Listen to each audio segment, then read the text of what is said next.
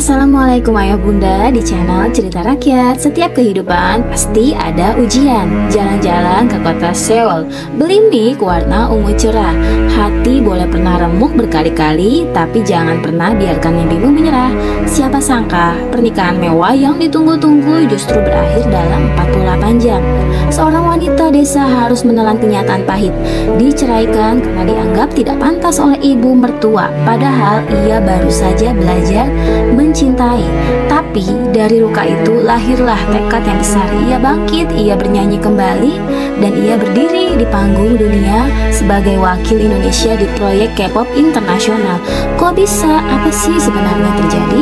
Namun sebelumnya, bagi yang beragama Islam, saya sarankan untuk menuliskan salawat Nabi Muhammad agar kelak salawat ini menjadi saksi untuk mendapat syafaat kita di akhirat. Hari itu, langit Cianjur tampak cerah. Matahari menyinari pelataran rumah Laras Ayu Rahmawati yang dihiasi janur kuning dan tenda berbalut kain putih keemasan. Iringan musik pengantin tradisional terdengar lembut, mengiringi langkah Laras yang berjalan menuju pelaminan. Di balik riasan wajah dan kebaya putih indah yang dikenakannya, Laras menyembunyikan tangis. Ia tersenyum karena harus, bukan karena bahagia. Pernikahan ini bukan hasil dari cinta yang tumbuh, melainkan keputusan orang tua yang meyakinkan bahwa Andra, anak dari keluarga terpandang di Bandung, adalah jodoh yang terbaik baginya. Kamu beruntung loh Laras, kata ibunya semalam sebelum akad. Andra itu mapan, keluarganya terpandang. Kamu gak perlu susah-susah ngejar mimpi kamu jadi penyanyi. Hidupmu sudah terjamin. Padahal Laras baru saja menerima email 2 minggu sebelumnya, undangan seleksi penyanyi muda dari Asia yang akan dikirim ke Korea untuk training proyek girl group. Tapi surat itu tidak pernah ia jawab. Ia memilih menuruti kehendak ibunya. Aku anak yang berbakti, batinnya kala itu. Kalau ini takdirku, akan aku jalani. Dan hari ini ia resmi menjadi istri. Andra, suaminya, berdiri di sebelahnya di pelaminan. Pria berperawakan tinggi dan rapi itu tampak tegang. Ia jarang menatap mata Laras. Wajahnya lebih tenang memaling ke arah tamu undangan atau ke ponsel yang sesekali ia cek diam-diam.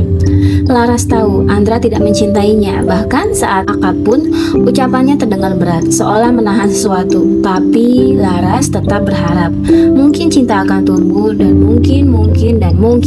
Namun harapan itu hancur di malam pertama. Andra masuk kamar dengan wajah datar. Ia membuka jas pernikahannya, menggantungnya rapi, lalu duduk di sofa kamar hotel. Kamu lelah kan? Tanyanya datar. Laras mengangguk sedikit. Ya sudah, kamu istirahat dulu. Aku tidur di sofa aja.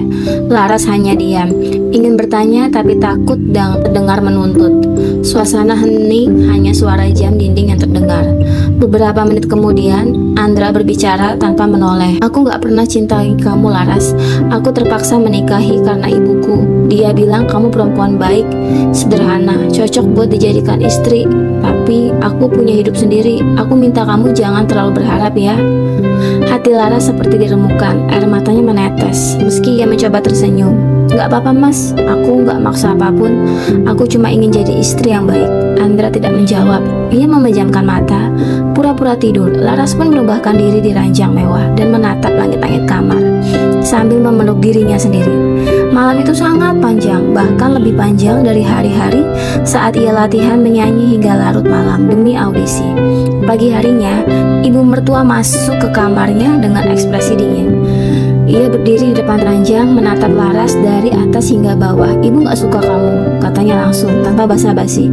Kamu bukan perempuan dari lingkungan kita. Kamu cuma gadis desa, penyanyi kampung yang kebetulan punya wajah manis. Laras terdiam, suaranya tercekat. Ibu sudah lama bilang ke Andra buat nikah sama perempuan dari keluarga rekan bisnis. Tapi ia bandel. Sekarang lihat, kamu masuk keluarga kami, tapi kamu gak bisa bertahan lama. Maaf bu, kalau saya salah, mohon beri saya kesempatan untuk berubah. Bukan salah berubah ya, potong sang ibu. Kamu bukan orang yang pantas berdiri sejajar dengan kami. Sekarang kemasi barangmu. Kamu akan saya kembalikan ke rumah orang tuamu hari ini juga. Laras terkejut. Bu, saya tuh baru menikah 2 hari yang lalu. Makanya, mending sekarang daripada kamu semakin berharap. Laras tidak sanggup berbicara. Ia keluar kamar dengan tubuh gemetar. Andra berdiri di ujung lorong hotel dengan wajah kosong, tanpa sepatah kata pun. pun. Ia memberikan map coklat berisi dokumen perceraian.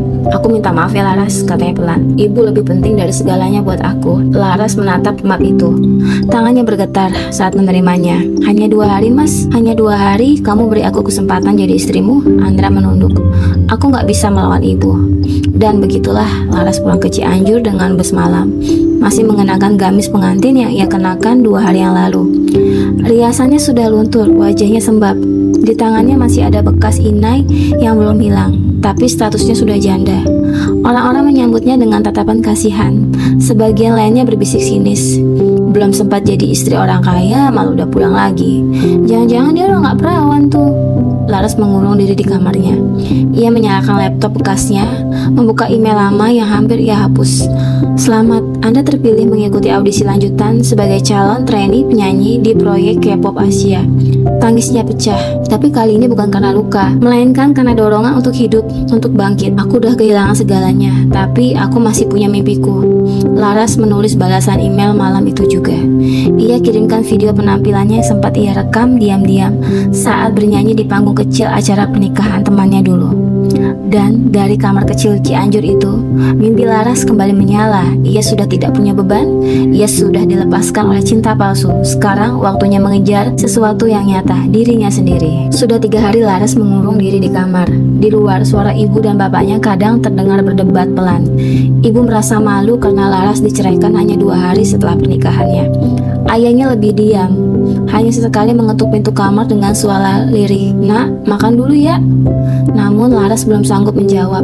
Hatinya masih penuh luka, tapi ia tahu terlalu lama menangis tidak akan mengubah apa-apa. Malam itu, Laras duduk di depan laptop lamanya yang mulai panas. Ia buka kembali email yang menjadi titik awal harapannya. Tertulis jelas, "Dear Laras Ayu, terima kasih atas partisipasi Anda dalam seleksi tahap pertama. Kami dengan senang hati mengundang Anda untuk hadir di tahap kedua audisi proyek grup Asia di Jakarta. Harap hadir pada tanggal 15 ini di Hotel Grand Sentosa, Jakarta Selatan. Mohon membawa paspor dan perlengkapan pribadi. Salam hangat, tim seleksi Asia Vokal Project." Laras membaca ulang kalimat itu berkali-kali. Tangannya gemetar. Ini bukan mimpi, ini benar-benar diberi kesempatan kedua. Bukan oleh orang lain, tapi oleh takdir yang diam-diam masih berpihak padanya. Tapi ia segera sadar, ia nggak punya paspor, nggak punya uang untuk ke Jakarta, nggak punya pakaian yang pantas. Bahkan, ia nggak punya keyakinan apakah dirinya masih layak untuk berdiri di panggung. Namun, jauh di lubuk hatinya, suara kecil itu terus berbisik, "Kamu bukan gagal, Laras. Kamu baru saja diselamatkan dari hidup yang bukan untukmu." Keesokan harinya, Laras memberanikan diri keluar kamar. Ia duduk bersama ayah dan ibunya di ruang tamu. Matanya sembab, tapi penuh keteduhan. "Bu, Pak, Laras mau izin dan bantuan ya. Laras mau ke Jakarta untuk ikut audisi. Ini kesempatan terakhir Laras untuk hidup sesuai dengan apa yang Laras mau." Ibunya masih sakit hati dan menoleh tajam. "Kamu masih sempet-sempetnya mikir nyanyi ya? Orang-orang tuh ngomongin kamu tiap hari, Laras. Kamu baru aja dicerai, bukan malah keluyuran." Ayahnya menenangkan. "Sabar Bu, dengar dulu anak ini kita ngomong." Laras menunduk menahan air mata. "Aku tahu aku udah bikin kalian malu, tapi selama ini aku hidup bukan buat diriku sendiri. Aku turuti semua keinginan kalian, termasuk menikahi sama dengan orang yang gak aku cintai dan gak aku kenal. Tapi hasilnya apa? Aku dibuang Bu, dibuang kayak sampah. Sekarang biarkan aku mencoba sekali aja, ini aja. Aku janji kalau gagal aku akan ikhlas, tapi tolong izinkan aku berjuang." Ayahnya menatap lekat anak gadis satu-satunya itu, bibirnya gemetar. "Berapa biaya ke sana, Nak?" "Aku cuma butuh ongkos bus ke Jakarta, biaya inap semalam, sama buat bikin paspor. Aku bisa tinggal di masjid kalau lagi harus ngirit." Ayah mengangguk pelan. "Ayah bantu, jangan pikirin yang lain." Ibu masih diam, tapi matanya mulai berkaca-kaca. Ia beranjak ke dapur dan kembali membawa kotak kecil, isinya beberapa lembar uang kertas dan beberapa perhiasan emas. "Ini semua simpanan ibu, Nak. Kalau kamu niat ambil ini, tapi ingat Laras, panggung bisa kasihmu tepuk tangan, tapi nggak bisa kasihmu pelukan saat kamu jatuh. Ibu cuma takut kamu kesepian." Laras bangkit dan memeluk ibunya erat. Tangis mereka pecah. "Selama ibu percaya, aku nggak akan takut kesepian," bisik Laras. 2 hari kemudian, Laras sudah berada di Jakarta. Ia naik bus malam dan menginap di penginapan sederhana tak jauh dari lokasi audisi. Suara klakson, lampu-lampu kota, dan derap langkah orang asing membuatnya gugup. Tapi ia tahu ini dunia yang harus ia hadapi jika ingin sukses. Pagi harinya, ia tiba di lobi Hotel Grand Stosa. Di sekelilingnya puluhan peserta lain berdandan glamor. Ada yang membawa manajer pribadi, ada yang sibuk latihan vokal dengan earphone mahal. Laras hanya memakai blus putih polos dan celana hitam panjang. Rambutnya dikepang sederhana. Ia membawa tas kecil berisi catatan lagu, air mineral, dan sebuah foto ibunya yang ia simpan di dompet. Nomor 027, Laras Ayu Rahmawati, panggil panitia. Laras mengangguk dan melangkah masuk ke ruang audisi. Di sana, 3 juri sudah duduk. 1 produser musik asal Korea Selatan dan 1 penyanyi terkenal dari Thailand, dan 1 lagi juri lokal Indonesia. "Perkenalkan dirimu," kata salah satu juri. Laras menarik napas. "Nama saya Laras Ayu dari Cianjur, Indonesia. Saya akan menyanyikan lagu ciptaan saya sendiri berjudul 48 jam." Juri mengangguk. Musik mulai diputar pelan. Laras memejamkan mata. Suaranya mulai mengalun pelan. "Kau hadir sejenak, pergi selamanya. Janji manis berubah luka, tapi tak ada, aku masih ada. Dengan suara aku bisa sembuh." Suara ruangan sunyi, tak ada gerakan. Laras menyanyikan lagu itu dengan segenap hati. Setiap liriknya bercerita tentang luka pernikahan singkatnya, tentang kesedihan yang tertahan, dan tentang semangat yang muncul dari kehancuran. Saat lagu selesai, juri asal Korea berdiri dan bertepuk tangan. "You sing like your soul is broken, but your spirit is whole," katanya dengan aksen barat. "That's a rare." Juri lain ikut memberikan tepuk tangan. Laras menunduk, tangisnya menetes, tapi bukan karena sedih, tapi karena bangga. Ia tidak hanya tampil, ia bertahan. Sorenya, panitia mengumumkan 10 nama lolos seleksi akhir dan nama Laras Ayu Rahmawati ada di urutan ke-6. Ia resmi menjadi wakil Indonesia dalam proyek grup vokal Asia yang akan berlatih di Seoul selama 6 bulan ke depan. Laras berjalan keluar gedung dengan langkah ringan. Ia menengadahkan langit Jakarta yang mulai mendung. "Terima kasih ya Allah. Bukan karena aku takut, tapi karena Engkau yang bangunkan aku dari keterpurukan." Hari pertama Laras menginjakkan kaki di Seoul, Korea Selatan. Ia menatap langit yang mendung dan suhu dingin yang menusuk kulit. Udara di sini berbeda, aromanya asing, tapi semangat di dadanya terasa hangat. Ia berdiri di depan gedung latihan perusahaan hiburan yang menawani proyek multinasional ini. Bangunannya tinggi dan modern. Di dalamnya para peserta dari berbagai negara telah berkumpul, dari Jepang, Thailand, Malaysia, Filipina, hingga India. Semua tampak percaya diri, berpakaian modis, postur tegap, dan raut wajah siap bertarung. Laras merasa kecil. Ia hanya gadis desa yang beberapa minggu lalu diceraikan tanpa ampun, kini berdiri di antara orang-orang hebat yang telah lama berlatih dan tumbuh dalam dunia hiburan. Tapi saat itu, ia memandang bayangannya di pintu kaca. Ia berkata dalam hati, "Aku memang bukan siapa-siapa, tapi saat aku datang membawa suara yang tidak bisa dibungkam." Hari-hari selanjutnya bukan hal yang mudah. Jadwal latihan dimulai sejak pukul 6 pagi dan baru selesai lewat tengah malam. Laras harus belajar bahasa Korea, teknik vokal, koreografi, serta disiplin mental. Kakimu pegal, tubuhmu memar, tenggorokanmu perih, dan emosimu terkuras setiap hari. Laras sering jatuh saat latihan dance. Bahkan, salah satu pelatih menegurnya keras di depan peserta lain. "Kamu harus lebih cepat, ini bukan tempat untuk setengah-setengah." Laras hanya menunduk, matanya panas, tapi ia tidak menjawab. Saat peserta lain istirahat, ia terus mengulang gerakannya. Meski berkeringat, meski gemetar, ia tidak mau berhenti. Saat peserta lain tertidur, Laras duduk di sudut asrama, membuka catatan kecil. Di sana ada lagu yang sedang ia tulis, termasuk potongan lirik berjudul "Tak Pernah Ditolak". Lagu itu ia tulis sadar bahwa tidak peduli berapa kali ia jatuh di lantai latihan, panggung tidak pernah menolaknya. Setiap kali ia bernyanyi, suara itu tetap keluar, jernih, kuat, murni dalam hati. Suatu hari, tim manajemen mengumumkan akan ada pertunjukan kecil di hadapan tim juri dan wartawan Korea Selatan. Tujuannya adalah menilai siapa yang siap debut dan siapa yang akan tersingkir dari proyek. Peserta hanya diberi waktu 1 minggu untuk mempersiapkan penampilan mereka. Sebagian besar peserta panik, ada yang langsung menghubungi pelatih pribadi dari luar, ada yang menyewa stylist tambahan. Sementara Laras hanya duduk diam di atap gedung latihan, menatap lampu kota Seoul yang berkelap-kelip. Ia tahu ini momen yang akan menentukan segalanya. Ya Allah, aku gak punya apa-apa selain suara ini. Tapi kalau Engkau ridho, bantu aku ya Allah, supaya mereka bisa melihat siapa aku sebenarnya. Di malam yang dingin itu, Laras menyelesaikan lagu barunya. Ia menulis tentang luka yang tidak membuatnya hancur, tentang panggung yang selalu menerima meski dunia menolak, dan tentang dirinya sendiri, gadis dari desa yang pernah dianggap remeh. Judul lagu itu, Aku Yang Kamu Buang. Hari pertunjukan tiba. Ruangan besar dipenuhi tim juri, pelatih, serta perwakilan media. Satu persatu peserta tampil dengan koreografi kompleks dan kostum glamor. Sorakan dan tepuk tangan menyambut mereka semua. Giliran Laras tiba. Ia hanya mengenakan dress putih sederhana, rambut dikucir sederhana, dan wajah tanpa make up tebal. Semua mata menatapnya bingung. Bahkan terdengar bisik-bisik dari wartawan, ini perwakilan dari Indonesia. Tapi Laras tampak tak goyah. Saat musik mulai, ia berdiri tegak, tidak berani, hanya berdiri dan bernyanyi. Suaranya pelan di awal, lalu meninggi, dan akhirnya meledak dalam chorus. Kau bilang, aku bukan siapa-siapa, tapi aku berdiri di sini, di atas panggung yang tidak pernah menolakku. Meski kau buang aku tanpa suara. Suara hening. Tak ada bisik-bisik lagi, tak ada suara jepretan kamera, hanya Laras dan suaranya bergema. Saat lagu selesai, juri utama berdiri perlahan. Wajahnya tidak bisa disembunyikan lagi. Ia menangis.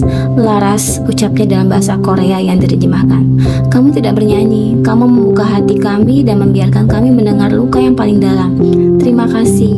Tepuk tangan pun pecah, bukan hanya dari juri, tapi dari peserta lain. Beberapa wartawan maju untuk mengambil gambar. Satu dari mereka berkata, gadis dari Indonesia ini sangat luar biasa. Seminggu setelah penampilan itu, diumumkan bahwa hanya 5 orang dari semua peserta yang akan debut di girl group internasional. Nama-nama dipanggil satu persatu, dan ketika nama terakhir tersebut, semua mata menoleh ke arah Laras. Perwakilan terakhir, Laras Ayu Rahmawati, Indonesia. Tangis Laras pecah, ia berdiri mematung, tubuhnya gemetar, tangan menutup mulut, ia nggak percaya. Dalam hati ia berkata, Bu, Pak, lihat aku sekarang. Aku bukan mantan istri Andra. Aku bukan gadis yang dipulangkan karena memalukan. Aku adalah Laras Ayu dan panggung telah memilihku. Saat Laras pulang Indonesia, sejenak sebelum debut resmi, ia datang diam-diam ke rumah. Ibunya sedang menyapu halaman saat melihatnya. Laras, kamu pulang. Laras berlari dan memeluk ibunya erat. Iya, Bu, aku pulang. Tapi kali ini aku bukan karena gagal, tapi karena aku berhasil.